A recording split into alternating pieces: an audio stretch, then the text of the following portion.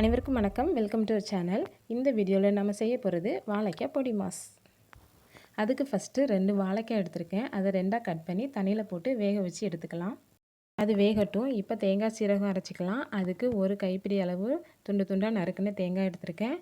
5 பல் பூண்டு எடுத்திருக்கேன். 2 பச்சை மிளகாய், 1/2 ஸ்பூன் சின்ன சீரகம், 1/4 ஸ்பூன் மஞ்சள் தூள். இதை நல்லா தண்ணி ஊற்றாமல் நல்லா அரைச்சி எடுத்துக்கலாம்.